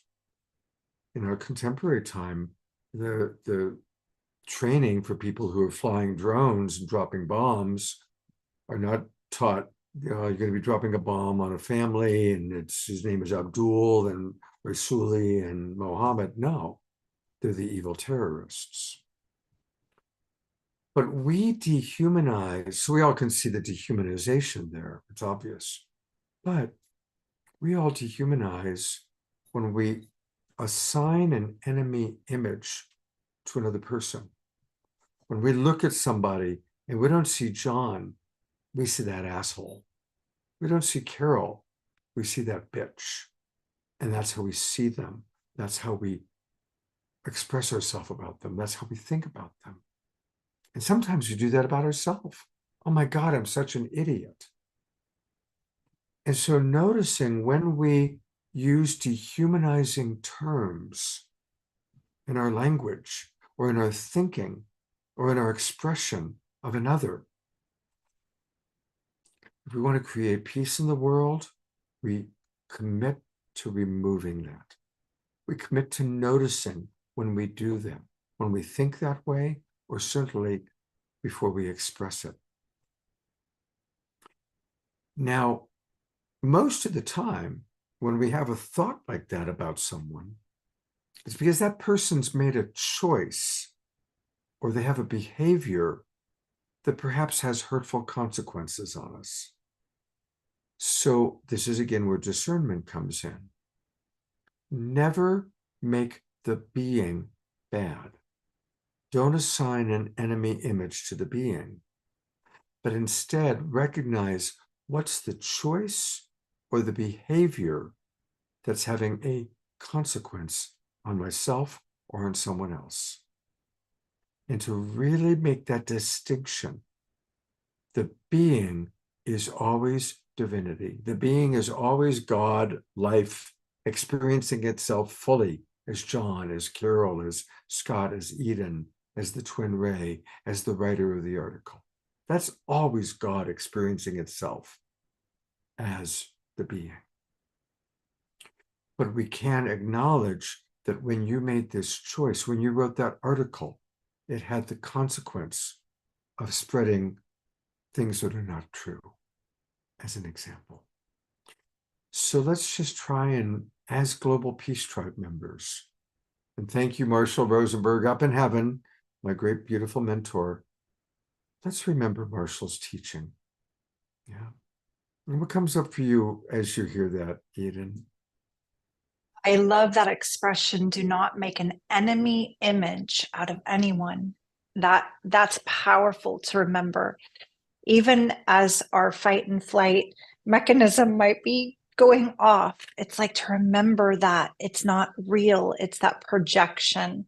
And if we can come back to the heart, it's like a veil lifts and there's our friend again, there's our fellow human again, not that demon or that bad guy. Scott, something miraculous has happened tonight during this call that I think it's really important that I read this share in the chat.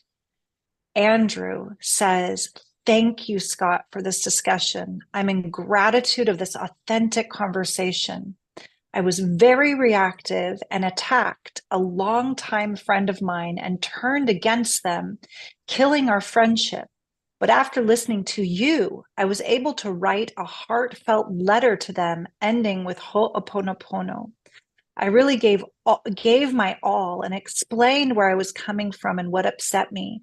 And I explained how I felt she must be feeling from what she told me that had made me very reactive. And he goes on to say to Dana, who gave him a heart, I valued my friendship with this person and knew them for 20 years or so. And I was so mean to them. But that's not true of the real me. And I felt horrible. I totally reversed this energy in an email I wrote during this call. Wow. Oh, thank you, Andrew. Thank you. Wow. That's beautiful. Thank you. Thank you. It brings tears to my eyes. It's so important. This medicine we're sharing together, all of us, and so important. Mm. I'm kind of really blown away by that. Thank you, Andrew. Thank you. I'll go to some comments. And if anybody else wants to speak, you can raise your hand or let us know in the comment. Susan just says the power of love. Absolutely. And Richard writes, what a great Zoom tonight. Thank you. This conversation is the most important one I've heard in so long from Andrew. Jerry, our wild monk, keep the actor and the acting separate. I love that. That's great. Diane, I so agree, Scott. We can do more harm to ourselves than what anyone else can do. So thank you, Global Peace Tribers. I see Ian raising his hand. So Ian, I'm going to put the spotlight on you and unmute you. Hi, Ian. Hello. This has been a wonderfully enlightening show tonight, and I thank you deeply. I'd like to comment on my relationship with my father. My father was in the First World War, and he fortunately survived.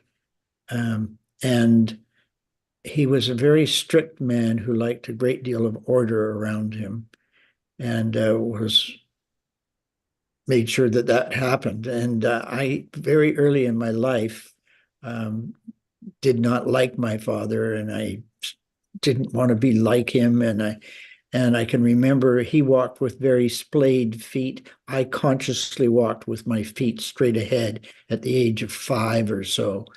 And I held this feeling up into my 30s, and I almost didn't go to his funeral when he passed because I was still so angry with him. And then one day, I'm not sure when exactly or how exactly, but I realized that he had been the best father he knew how to be. And I totally forgave him. And now I feel great love for my father, and it's just a blessing that has come into my life. A blessing. Thank you, Ian. Thank you so much. Thank you. Mm. Thank you for Powerful. letting me share it. And you know, one thing that I like about that story, there's many things I like, but I want to riff on you came to that conclusion even after he passed away, right? Yes. So we can still do the work, even when someone leaves our life, either because they're no longer in our physical sphere or they're no longer even in their body. We can still do the work of repair and resolution. So Yeah. that's an important In thing. my meditation now, I send him love. Mhm. Yes.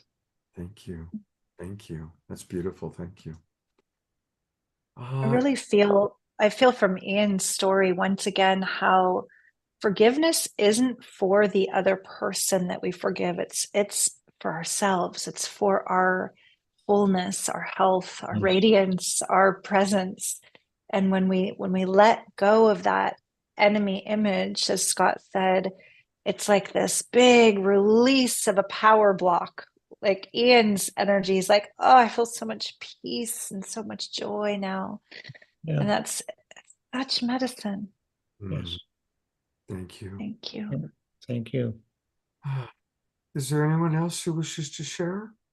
It's best if you click the little raise your hand. If you click reactions, you can see where right next to it says raise hand.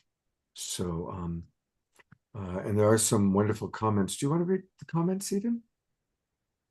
And Dana is saying that her mentor, Doc Childre, would always say everyone is doing the best they can from their awareness level. Like really letting people off the hook. And I had this amazing book come into my life called The Presence Process, where the author, Michael Brown, he's helping us kind of integrate our childhood wounding to be truly heart-centered and present. And he said, imagine everyone that triggers you is just this messenger that's bringing you exactly what you need, the setup instead of the upset, to integrate more of the charge in your body. Don't shoot the messenger, bless them and release them, and be with the feelings and integrate the charge. So her share reminded me of that. Yeah, Susan is thanking Ian and saying, I see the ways this apparent attack is truly bringing reflection and blessing. Grace Denise says the timing of this call is extraordinary. I'm so grateful. This has been deeply enriching, affirming, healing, and helpful. And Terry says love and compassion is always the best answer. There's a lot more coming in too.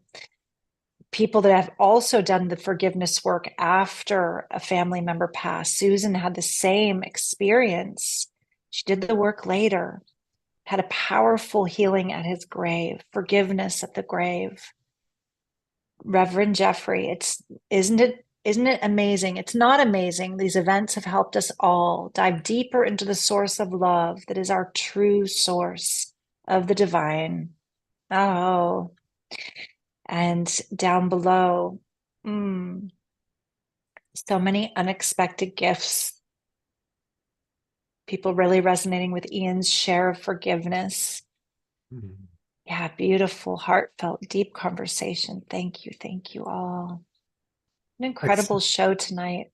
I see Andrew Kane, who had that experience, has raised his hand. So, Andrew, I'm going to go ahead and add you to the spotlight here, and you can share a little bit. I'm just like blown away because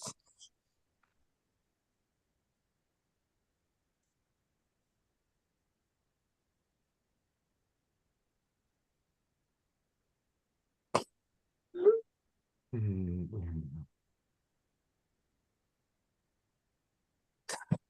mm.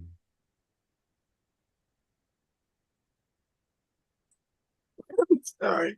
Um, no, I just no, I when I was prepping for my Earth Day event, which happened on the 22nd, 21st, 21st, I was so very busy.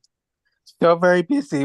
I didn't have a moment for myself. I'm the only one organizing this event, and there was so much to do. And my friend for like 20 or so years was in the hospital for psychological breakdown. She had an emotional breakdown, and I couldn't visit her because I was so busy. I didn't have a moment. And when I spoke to her a few days ago, she was upset because I didn't visit her. And instead of having compassion, understanding, and empathy for her, it was the reverse. And I don't understand why it happened, but sometimes I get triggered and I get reactive, and it's not the true me. I'm a peacemaker. I want peace on earth. That's all I want. I want peace.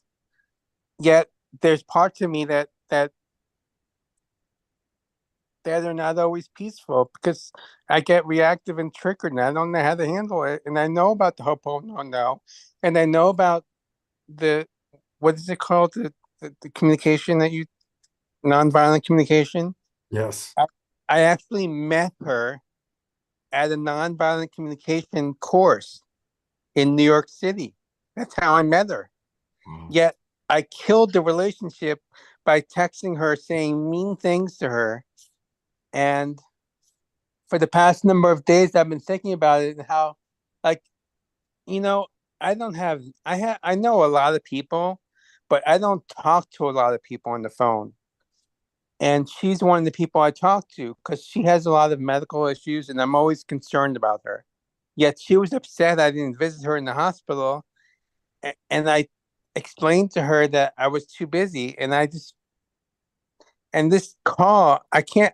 I'm not always on your calls. I have to be honest with you. I love your Awakening World. I want to be on every single one, but I just happened to fall onto this one. And when I started hearing the conversation, I totally got into a space of like, holy shit, whoa. And I just like somehow got so present to her and wanting to write the email. And as you were having this conversation, I literally was writing the email. And I wrote it and I sent it. And then I shared. And then I just felt I needed to share this on live with you. Thank you so much, Andrew. Thank you for your vulnerability, your humility, and a reminder of the motto of my company, Love Coach Academy: how perfectly human. How perfectly human that even though we so want to always be in a state of love, sometimes we get abducted by our reptile brain. As Eden said, when somebody's coming at us, when we're hurt. And actually, it's a good segue. I want to read something that Dorina sent. I'm going to put it up so people can read it with me. This is from Dorina in Ecuador. Hurt people hurt others, but luckily, healed people heal others. Safe people shelter others.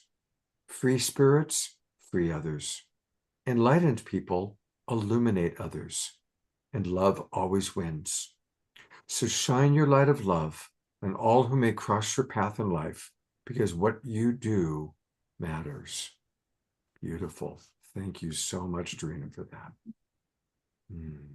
Yeah, and thank you, Andrew, for your vulnerability and your courage to come on and share more of the story. And just, it's good medicine in that kind of powerful, like we are doing the work together way, and it's happening now. Thank you, Eden. Thank you, Andrew. Thank you, Scott. I think we're winding down. We're close to 8 o'clock. So I know we didn't read all the comments, but I'm really grateful for all of them, and I'm going to go through and read them and send little hearts while we conclude with an Om Shar song. But before we conclude, Eden, is there anything you'd like to let the audience know about that you're up to, that you're doing? Well, there's an opportunity that happened today, but it's not too late. I had a wonderful free live spiritual masterclass called Awaken Your Inner Oracle. And it had everything to do with awakening the heart and our collective awakening. And this is a masterclass that's walking us through ways to open our channel for our direct knowing. And I know a lot of us in the awakening world, we're very sensitive beings. We have a lot of intuitive hits. We know things without needing to be told. We just sense and feel. And some of us feel somewhat lonely in our magic and our sensitivity. And others are just wanting to be even more fortified with tools. So this is a free live spiritual masterclass. Scott, I'm going to tell you the link. Maybe you could write it in the chat. It's the first part is my website. It's EdenAmadora.com, and then backslash. Okay, so then we do that again, and then we go backslash awaken dash your dash inner dash oracle, the name of the live event. And what will happen when you click on it is that you'll be given the replay. So you'll get all the keys, all the mystery school principles of these 6 powerful gateways we went through. And there it is. So even though you won't be there live, you're going to feel the energy of the call. And as soon as you claim your seat in the circle by giving your email, you'll be sent the replay of this really fun call that I did with my beloved soul sister, Charlotte Sophia. And we took people through these portals to awaken their mystical perception, to support them to listen to direct guidance, to become a clear channel for their own inner truth and their own inner wisdom, so that we can start sharing with more confidence, with more clarity, with more of that kind of unshakable, kind of sovereign discernment about our knowing. So I love sharing the free events like Oracle Office Hours. And this Wednesday, instead of doing my usual divination where I read for other people, I'm like, let's empower everyone else to start really trusting their own channel, their own knowing even more. So go ahead and receive that gift if that resonates for you. Otherwise, sign up on EdenAmadora.com for my free Oracle Office Hours, where I'll be back. Thank you, Susan. I'm glad you were there. And sign up also for the free live spiritual masterclasses like this one today, to be on that list for the next one. And that's in the navigation bar of my website. You'll see free offerings, and you just drop down and click on Oracle Office Hours or the free live spiritual masterclass. Oh, you're showing. Thank you, Scott. Of course. Yeah, so over there where it says free offerings, you see the Oracle Office Hours. Oh yeah, it looks like the master class isn't up there now, but if you sign up for Oracle Office Hours, you'll still get the email for look at it's doubling. I have to tell my online assistant, we're seeing double vision. So yeah, you can still be on the list for the spiritual master classes if you're on my list. This is a great way to get on the list. Great. So everybody go to EdenAmadora.com and go to Oracle Office Hours and put in, and no, I'm not a robot. There you go. Thank you, Scott. You know, Eden, I'm hearing a little echo now for some reason. Not sure if you hear one. I'm not getting the echo on my end. Oh, good. Thank you so much. For, when I knew that I wanted to do this, and I was like, okay, I need to address things, but I want to do it from the high road. Right away, I was like, God, I hope Eden will do this with me. So it's such an important conversation. I was like, how do we create the opportunity to really just go even deeper into that beyond duality polarity place, and we can feel how everyone was so ready for this conversation, and it was so rich, so alive. Thank you, And Katrina. well, thank you, everybody. Thank you for being here. Thank you. Thank you to anybody watching the recording. A lot of people are going to watch the replay. Greetings to all of you out in Facebook land. Thank you to the Sign Network for getting us out to so many people. Really grateful for all of that. A couple of quick announcements, then we'll conclude with a song. This Saturday night, it's Mother's Day weekend. And so I thought it would be wonderful to honor our big mama, our Pachamama, Earth Mother Gaia. And we've got some amazing presenters. We've shown the message from the mother, from the Kogi people a few times on this show. The woman you're seeing there, Giati, she is the woman who made that video. She is who works directly with the Kogi people. She's who produced the video and has been getting it out.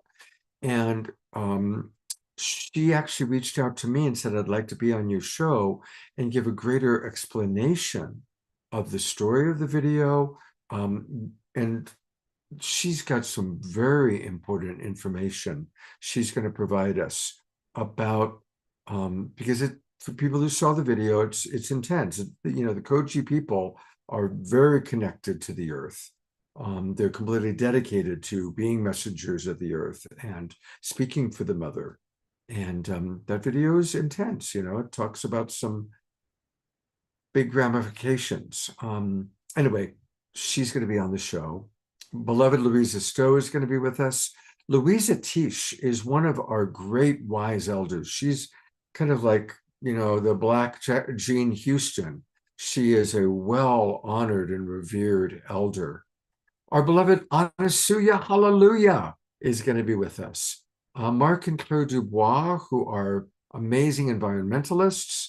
And for music, of course, we have Omashar and also Honey of the Heart. And I love Honey of the Heart. I just went to their concert on Sunday here in Nevada City. They're fabulous. They've been on the show before. So it's going to be a powerful show. So please join us this Saturday night, May 11th, as we honor our true mother, Pachamama. And then a reminder that a week from tonight, we've got something very special. It's going to be a full evening with Marianne Williamson. Once again, Eden will be coming on and co-hosting with me. I'm really grateful for that, Eden. And also joining us will be Deborah Giusti and Tangela. So three of my favorite co-hosts, three of my favorite human beings. And the four of us will be asking questions of Marianne and taking your questions. So you want to make sure you are in the Zoom room for this. Now, there will be a separate Zoom room. The one that we normally use for Wednesday night will not work. For all of you who are already registered subscribers, which is everybody in the Zoom room right now, make sure you check your email because I'll be sending you a special link. For those of you watching on Facebook, now is a good time to join the Global Peace Tribe. And we're actually offering a special. So join the Global Peace Tribe now. And for new subscribers, we're giving you a special. Go to globalpeacetribe.com and you can learn all about that. Just click where it says, click for Marianne Williamson. So that's what we've got coming up. Eden will be back with us a week from tonight. And hopefully all of you will be with us for Saturday night, because that's going to be a very powerful show. And I'm so excited to speak to Marianne again. This is great. And she's got a lot to say, a lot to share. So it's going to be a very dynamic evening. And thank you, Eden, so much for being my friend, for being a precious, beloved member of our Global Peace Tribe, of our awakening world, the work you're doing with the Divine Feminine and helping, and your Oracle office hours, which are awesome, you guys. Every Wednesday night or Wednesday day, do the Oracle office hours. It's so much fun. And thank you for I love it when you come, Scott. It always lights me up when I see you there. Like, yay! It's on my calendar, and I really try and come, but sometimes I've got clients, and but I'll course. try to be there as much as I can. I love you so Oh, much. thank you for having me. Thank you, everybody. It was so wonderful to see you all and to be with you again, too. So much love. Only love. Thanks for all the comments. I'll do my best to read and respond while we listen to our closing song from our beloved brother, Omar Shar.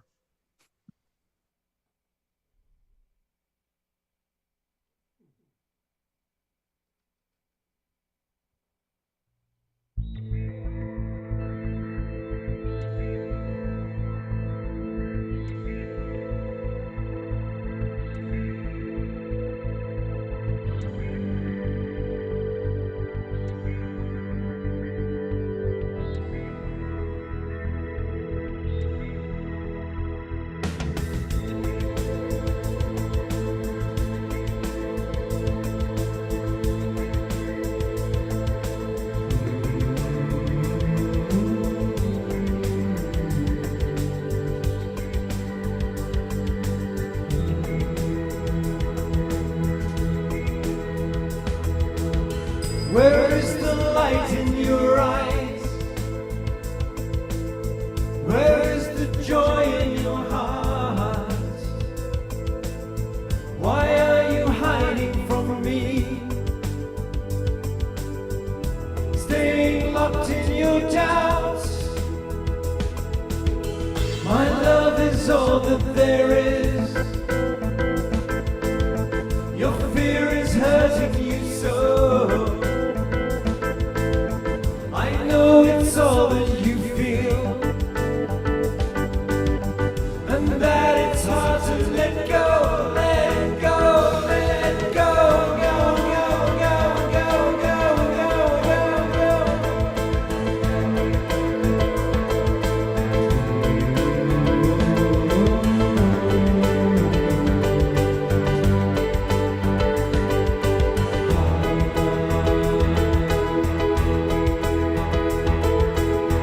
Again, that look in your eye.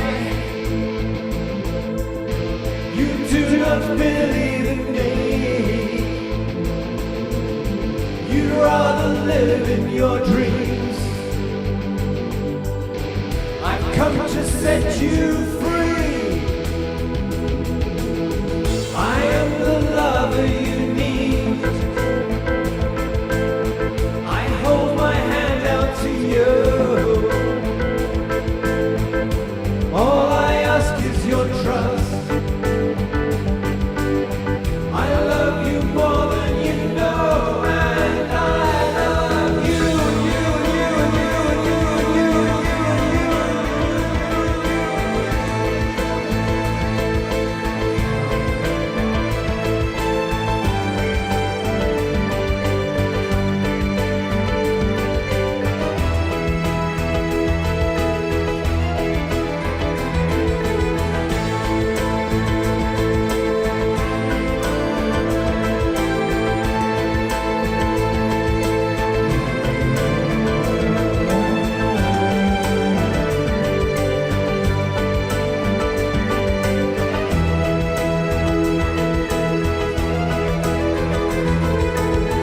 I see you longing for home.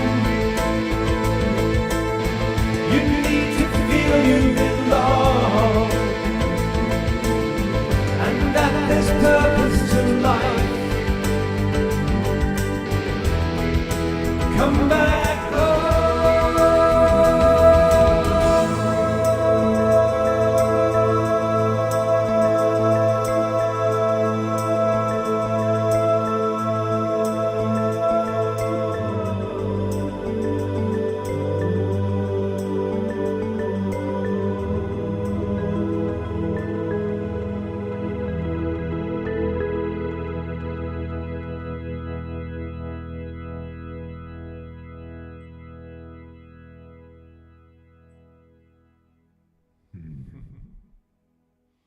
One last twinkle for our beloved Omar Shar and for each other. Ah, what a beautiful global peace tribe we are. Thank you so much, everybody, for being exactly who you are, being with us tonight on this very special evening. Thank you so much. Thank you for your love and your support. May we all take these tools that we're talking about and sharing, and let's share them with others. And please invite people. This Saturday night show is going to be amazing. Next Wednesday night show is going to be amazing. So invite your friends. Let's grow our tribe. because we're a beautiful tribe. I love each and every one of you. Thank you for being with us. Thank you again, Omashar. Thank you, Eden, who's off having dinner, which is what I'm going to do shortly. I know, right? Me too. Take care, everybody. God's blessings. And I hope to see all of you on Saturday night. God Bye-bye. bless you.